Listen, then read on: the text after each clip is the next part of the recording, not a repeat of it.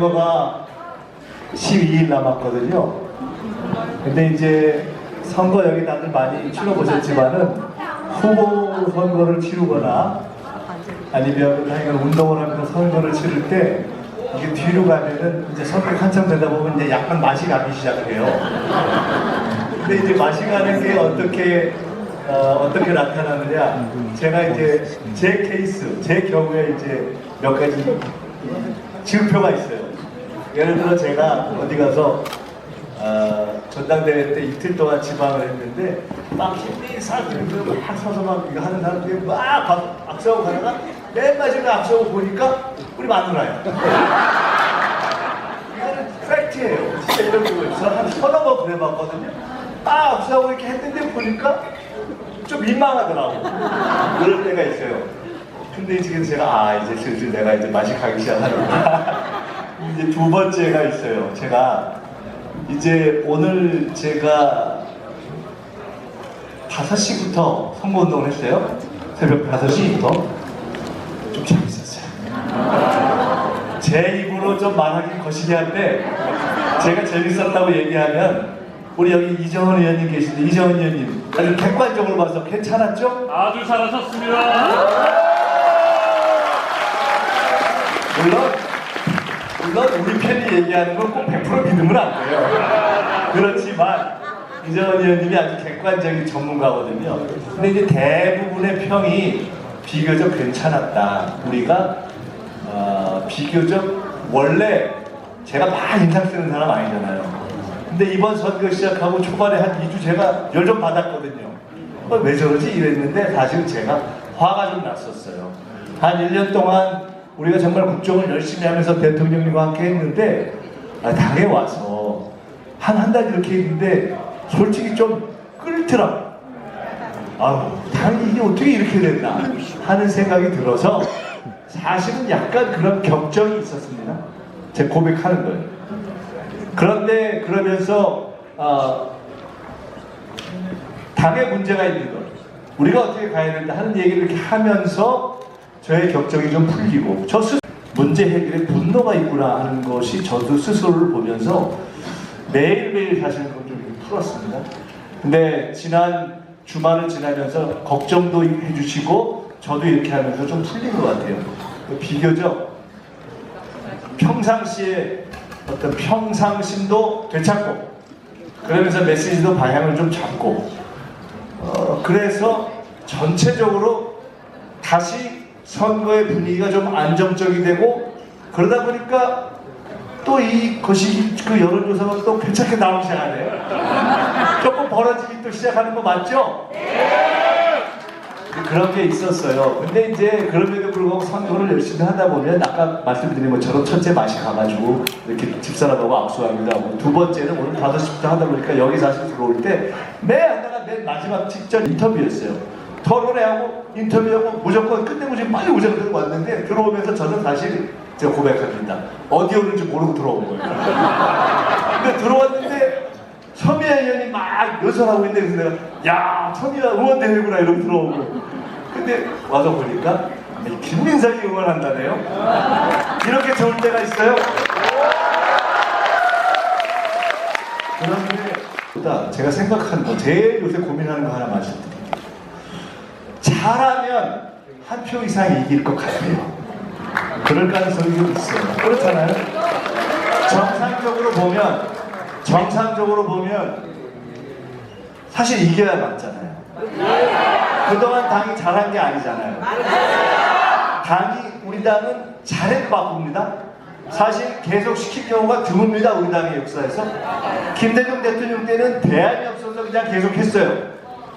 이재명 우리 대통령 때는 대표하고 나서 바꾸자 소리도 있었고 본인도 꼭 하려 생각이 없었는데 잘못하면 저쪽에서 저 나쁜 사람들이 완전히 사람 많이 올가매가지고 완전 죽일 것 같아가지고 우리가 떠밀다시피 해서 대표를 또 시킨 거잖아요. 그 외에는 우리 당이 저가 최고위원 됐어요.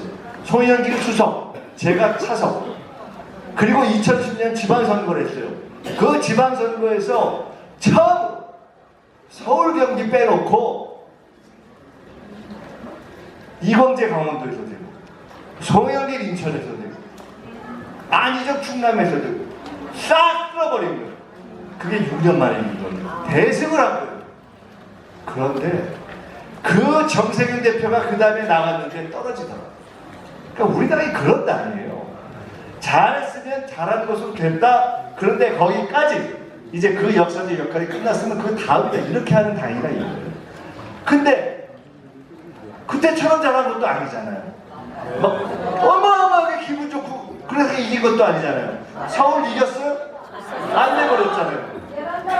부산을 시장은 먹었는데 원래 국회의원 하나 있던 자리에서 우리가 이기면 시장도 먹고 국회의원도 먹었는데 하나 먹고 하나 놓쳤잖아요.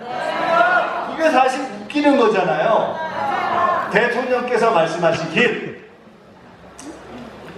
기자간담회 하면서 사실 선거 끝나고 나서 내가 표정 관리가 안 되더라 이렇게 표현하는 결과가 나온 거잖아요. 근데 사실 이런 것이 있어서 굉장히 마음에 절박한 분노가 있고 절박한 그런 어떤 간절함이 있었죠. 저는 여기 모인 우리 서울의 동지들께 한 가지 우리가 결의하고 약속하고 또 제안을 드리고자 합니다. 여러분 복잡한 거 없어요. 김민석이가 당대표보다 더 중요한 거 있어요. 우리는 반드시 내년에 서울시장 선거 이겨요.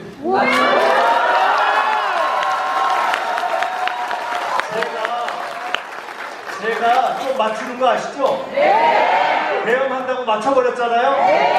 구매율이 몇 개 맞추잖아요? 네. 제가 우리 오세훈 재판 판결 나기 전날 서울시 의회 가가지고 서울시의원님들 모시고 인사할 때 제가 첫 마디가 아무래도 서울시장 선거 다시 할 것 같아요. 네. 거기 오셨던 분들 기억나는 분 있으실 거예요. 그때 대부분 5대5로 보거나 아니면 더 낮게 봤을 때예요.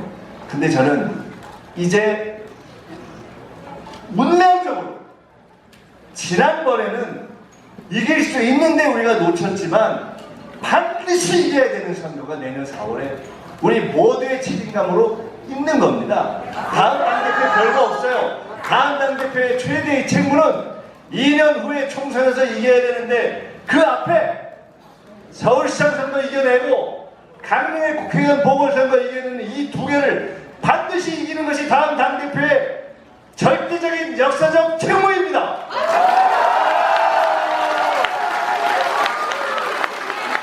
여러분, 그렇다고 제가 후보 나갈 게 아니잖아요. 제가 지금 여러분 박수 치라고 한 게 아니라 이 말씀을 드리면서 사실은 엄청나게 많이 주고 당대표로 나올 결심하기 쉽지 않았습니다. 이게 뭐가 좋은 일이 있어야죠. 우리가 1년 동안 겁나게 잘 왔는데 선거 딱 끝내놓고 불과 1년 딱 지나자마자 분위기 어떻게 돼버렸어요?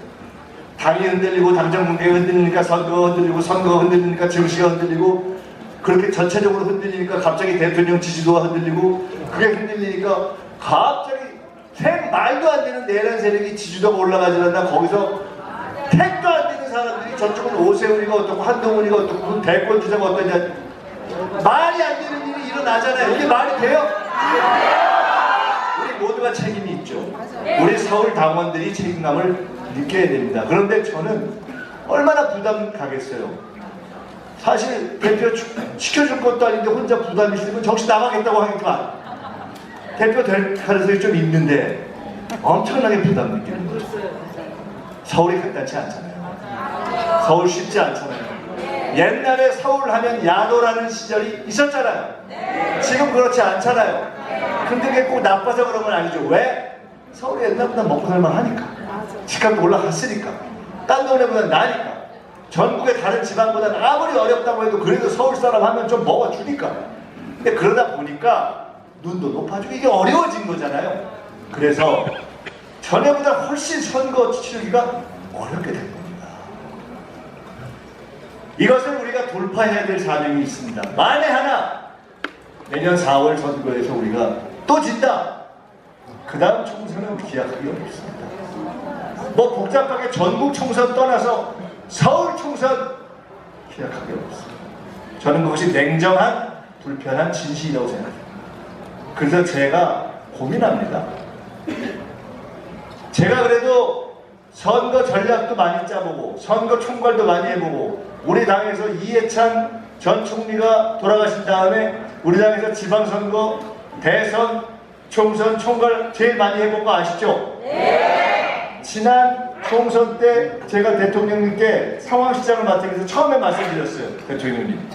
그때 대표님이었어요. 여론조사를 하다 보면 우리가 꽤 많이 나올 겁니다. 170, 180, 190 나올 수 있는데 무조건 마지막까지 한 장만 더 주십시오 라고 이야기하고 갑시다. 저도 그렇게 했고 우리 이재명 대표님도 그렇게 하셨어요. 근데 딱 몇 사람이 쫓았어요. 이백성을 하내고 어쩌지 괜히 잘난 척해요. 그게 촉치는 거예요. 헌건 절대 그렇게 하면 안 돼요.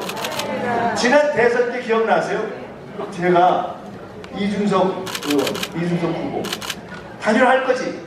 아닌데 할 거잖아. 아닌데 오늘 밤까지 할 거지? 내일 아침 마감면 내일 아침 4시 59분까지 할 거지? 계속 해가지고 결국은 안 했잖아요. 그게 그거 정말 아니겠을 거예요. 여러분 선거라는 건 그런 겁니다. 제가요 당대표가 되면 우리가 모든 것을 걸고 이겨야 할 것이 서울시장 선거라는 것, 강릉 선거라는 것, 그 두 개의 선거를 전국이 보고 있다는 것, 서울시장 선거에서 이겨야 서울 국회의원들이 산다는 것, 서울에서 이겨야 전국이 산다는 것, 강릉에서 이겨야 강릉이 가장 우리에게 어려웠던 지역인데 대구도, 경북도, 경남도 다 해볼 만한 할 수 있겠네? 어떻게 만들어야지 하는 생각을 할 수 있다는 것을 압니다. 그래서 저는 고민을 시작했어요. 반드시 이겨야 될 겁니다. 저는 한 가지 말씀드릴게요. 제가 여러 가지 생각하면서 이제 우리 시당 위원장들도 정해질 것이고 제가 대표가 되면 최고 위원들도 정해질 것이고 그 중에 서울 출신이 있는지 모르겠는데 지금 가만히 보니까 여기 우리 김영호 의원님 한 분만 서울 출신이시고 박수 이때 쳐야 돼요. 김영호 의원님 오늘 저한테 저녁 사셔야 돼요. 그런데 이렇게 우리 지도부 중에 이제 서울에 있는 분들하고 고민할 거 아니겠어요? 고민해야 돼요. 우리 의원님들하고도 하고 또 우리 부총장님들하고 하고 여러분 해보지만요 시장이 우리 편 아니면 피곤해요. 부총장 우리 편 아니면 피곤해. 뭐 우리 당이 좋다 이게 아니라 좋은 일을 할 수가 없어요. 서울에 지금 부동산 문제 있잖아요. 다른 공급을 해야 되는데 용산에 공급을 해야 되는데 오세훈 시장이 자꾸 오피스만 짓자 그러는데 제가 전문가들한테 물어보니까 용산 저기에 요새 오피스가 서울 전체로 공실이 너무 많아서 그걸 줄이고 집을 더 지어야 된다는 거예요. 근데 말을 안 들어요. 죽겠어요. 이 문제를 해결을 해야 우리 정부가 남은 4년 동안 편하게 갈 수가 있습니다. 그래서 제가 몇 가지 이제 앞으로 함께 우리가 전략을 짤 텐데 우선 한 가지 생각했어요. 궁금하시죠? 네. 제가 혹시 이거 얘기했다가 별로 감흥이 없으시면은 저도 좀 걱정이 됩니다. 자, 이거 한번 해봅시다. 청년들이 우리와 함께해야 됩니다. 그리고 서울 시민들이 우리와 함께해야 합니다. 그리고 우리가 서울 시민의 바닷속으로 더 과감하게 들어가야 됩니다. 그리고 우리가 빛의 현으로부터 함께했던 모든 사람들을 다 함께 하나로 만들어야 됩니다. 당이 다르더라도 세력이 다르고 노선이 다르더라도 그때처럼 다시 한번 함께 확 한번 용광로를 만들어야 됩니다. 그 용광로를 만드는 작업을 다시 하겠습니다. 그리고 후보들을 지금 뛰었던 후보들 몽땅 혹시 플러스 지금 누가 또 관심 있는 분들이 혹시 있다면 다 문 열고 한번 제대로 뛰어볼 수 있는 그런 그림을 만들어 나가는 것도 나쁘지 않겠죠? 네! 그 모든 후보를 만들어내는 과정을 아주 재밌게 모두의 축제로 만들어보는 거 괜찮겠죠? 네! 이거는 관심이 좀 있을 거기 때문에 흥행을 끝내주려야 돼요. 제가 그 흥행법을 찾겠습니다. 그리고 한 가지 더 제안합니다. 청년들이 뛰어놀 수 있는 것, 함께 자유롭게 일할 수 있는 것, 우리 중앙당과 서울시당이 서울시민과 대한민국 국민과 함께 지금 여의도에 있는 당사가 너무 외져요. 전 늘 그렇게 해요.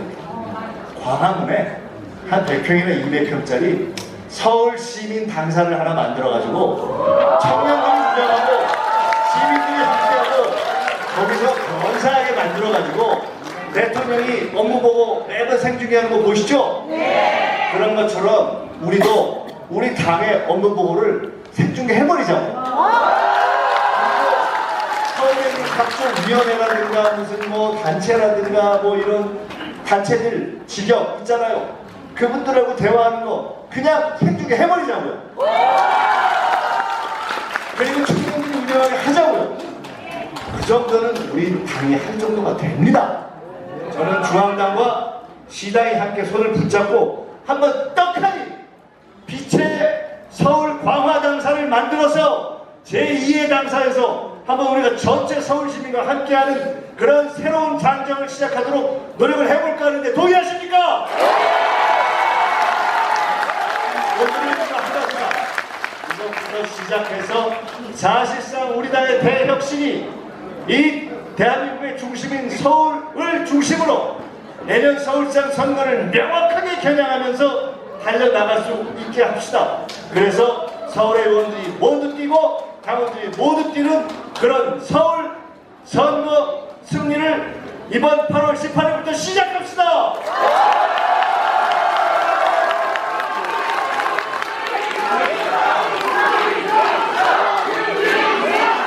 근데 이제 우리가 중요한 게 있어요.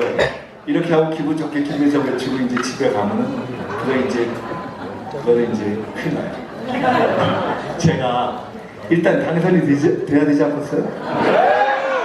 당선이 안 되면 꽝이잖아요. 근데 서울이 간단치 않습니다. 제가 이렇게 봅니다.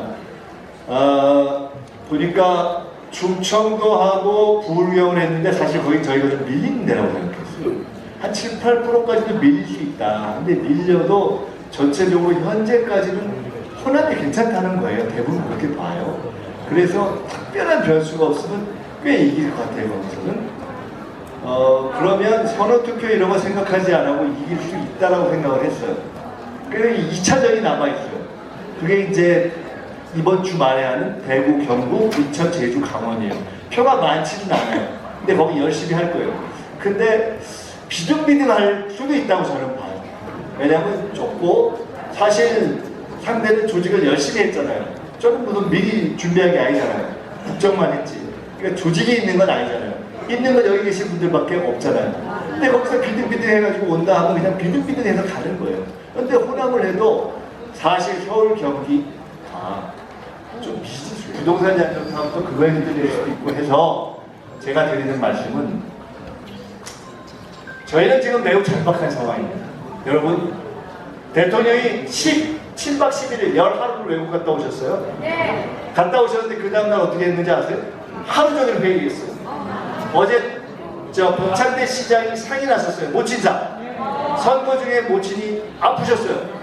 상이 났는데 대통령과 박찬대 시장 사이가 상가에 안 갈 정도 사이가 아니에요. 사실 국정을 하다가도 가실 만한 사이예요. 근데 못 가셨어요.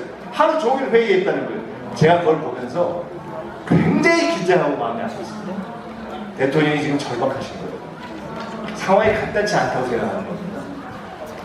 나갔다가 들어왔는데 열심히 달리던 국정이 흔들리기 시작하고 지지율은 빠지고 당은 지금 과연 앞으로 올바른 방향으로 갈 수 있느냐 없느냐의 분기점에 있고 그리고 대통령은 한마디도 할 수가 없고 그런데 당은 바른 방향으로 가야 되고 국정은 틀어줘야 되고 근데 당은 아직은 뒷받침을 못하고 그러니까 혼신의 힘을 다해서 외국에 열하루 갔다 왔는데 하루 종일 회의하는 겁니다.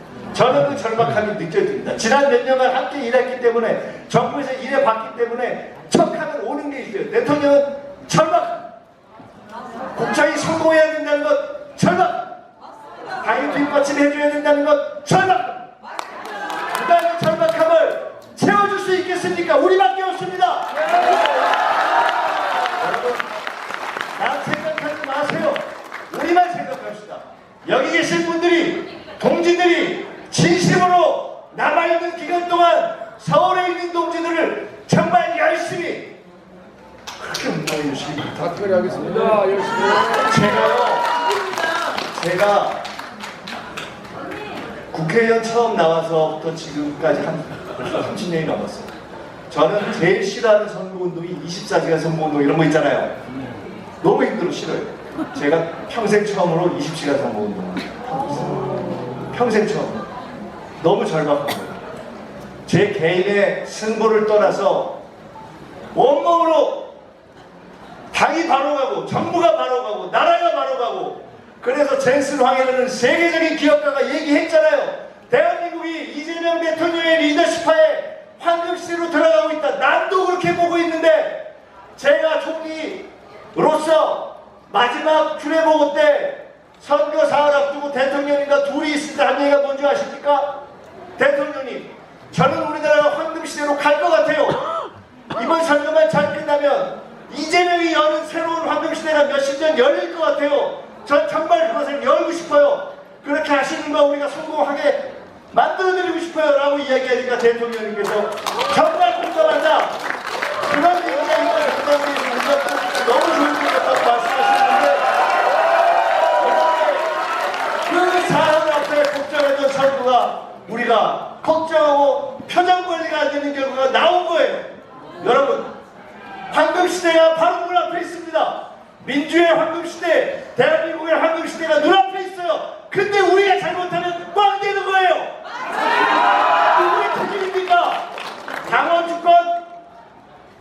결론은 간단합니다. 당원의 책임이라는 겁니다. 서울 당원들이 마지막 끝을 내줘야 돼요. 광주, 전남, 전북에서 어떻게 하고 올지 신경 쓰지 마세요. 마지막에 서울에서 완승을 만들어 주시기를 부탁드립니다.